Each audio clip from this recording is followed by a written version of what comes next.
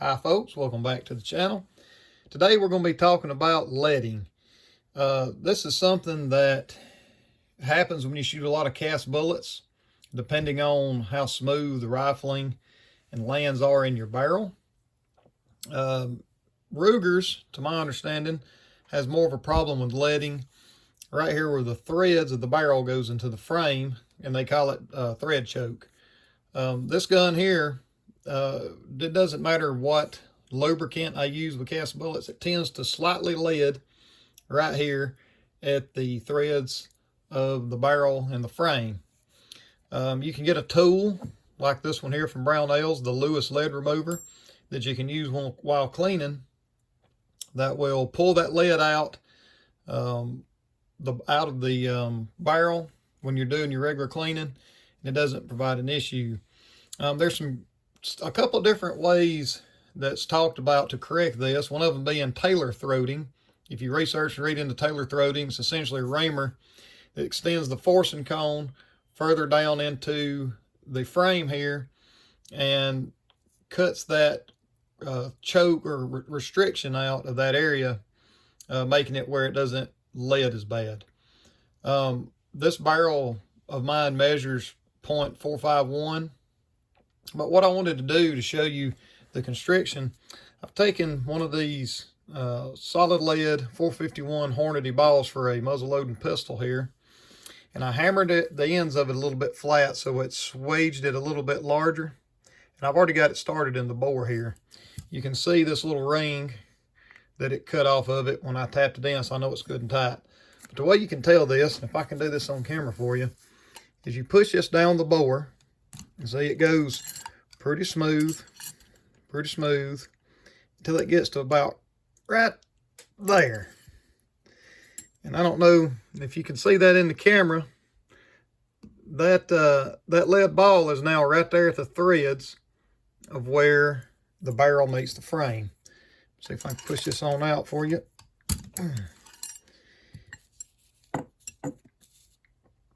And there's what the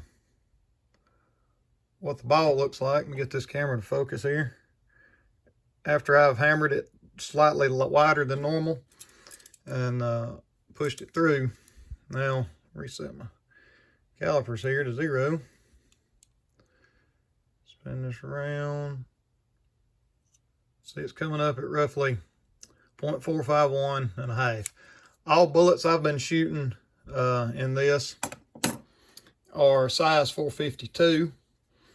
I previously had the throats rain 0.4525 by my friend Jim Marshall.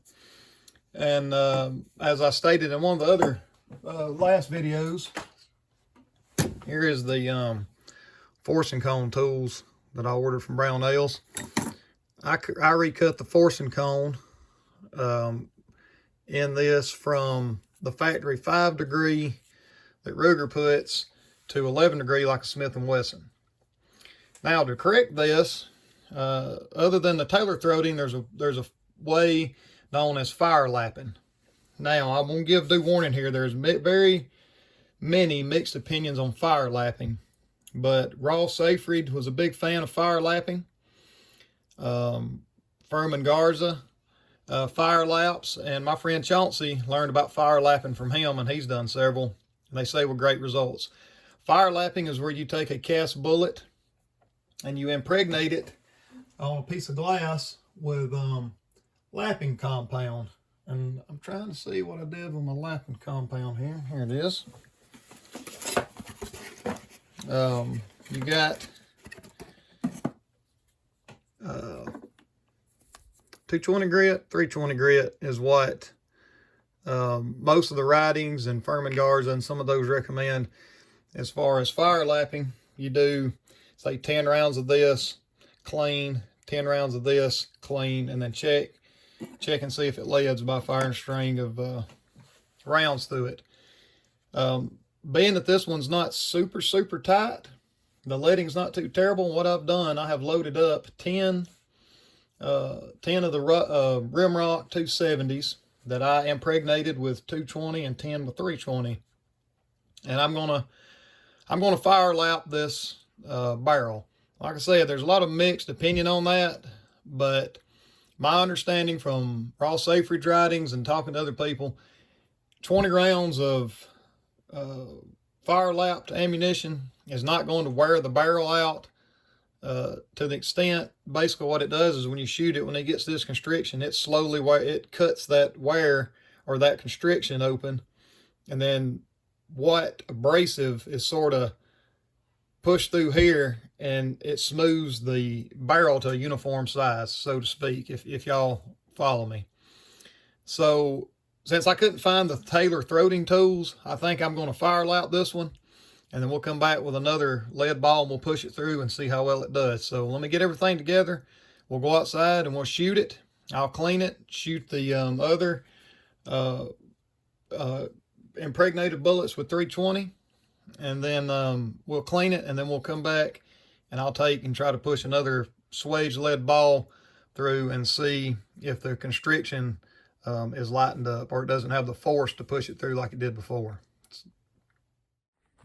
All right, we're out here to do the fire lapping. So I've got the 220 grain impregnated bullets loaded up, and I wanted to state too, because I forgot to mention it on the tabletop view, these are loaded with a very reduced load. It's said that around 600 feet per second or less, whatever you can get in a minimum load is preferred. 6 grains of unique was what it was showing for a 255, so that's what I went with for the 270s. Hopefully we won't have a squib. So what we're going to do is we're going to go down here to the steel. I'm just going to shoot it on the steel to make sure each bullet's leaving the barrel. I'll clean. We'll shoot the 320s, and then we'll go back in and we'll reslug the barrel and see if it smoothed that up. I think generally this handgun right there at that constriction, it would start getting leaden within 15 to 20 rounds. So once we get all the fire lapping done, I'll do some follow-up shooting, and we'll see if there's any leading in the barrel or not, or if it helped. So let's get to that. All right, let's shoot that steel right there. Make sure that these are actually coming out the barrel, not giving me a squib.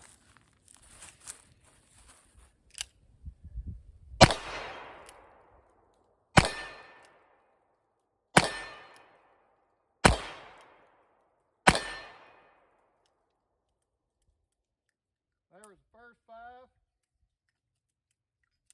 I'll load up the second 5.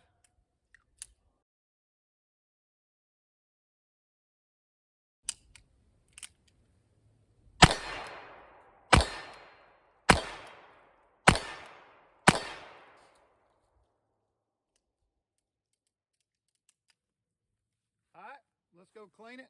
We'll shoot the 320s. All right, I have a patch here saturated with ballistol. I'll just push it down the board and make sure we got all that residue out of there. See what that looks like. Yeah, that's nasty.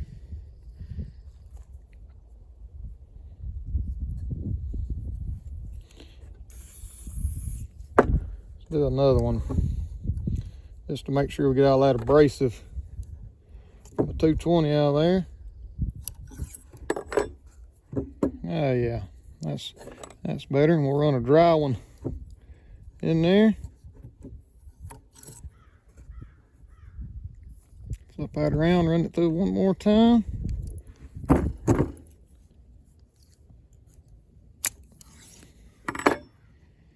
And I'd say looking down the, I don't know if y'all can see that on camera. I believe that's clean enough to shoot the next round. All right, the 320s, we'll do 10 of them. I'll take it apart and clean it real good, and then we'll shoot about 15 or 20 rounds and see if the leading still happens like it's been doing.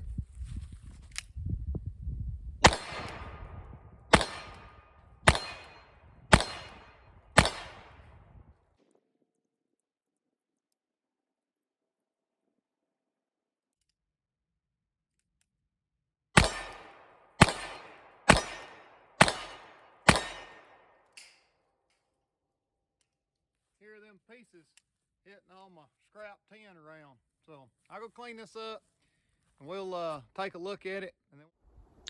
All right, so I got this thing scrubbed up. There's my little ring from pushing the lead ball down in there, the new one. See how well it pushes down in there now. Whole lot slicker than it was before. I may could fire lap out a little more, but I don't want to overdo it.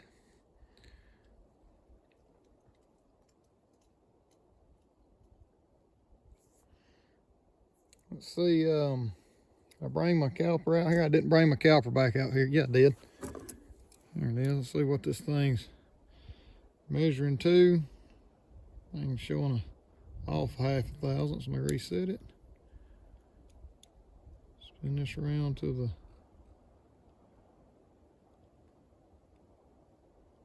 Oh, I messed it up.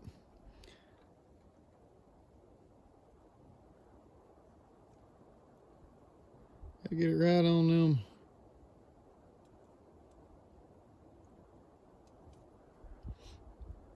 Still showing up 451.5. So I'm going to say that constriction or thread choke, as they call it, surely it polished some of that out. Ross Safety Drayton said normally when you fire lap one, it's taking it off 1/1000th or less at a time. Maybe it uniformed it back to 451.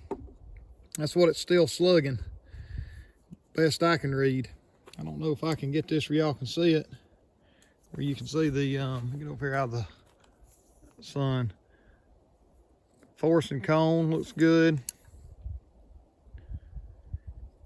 It's hard to see down in there, but you can see it looks like a mirror.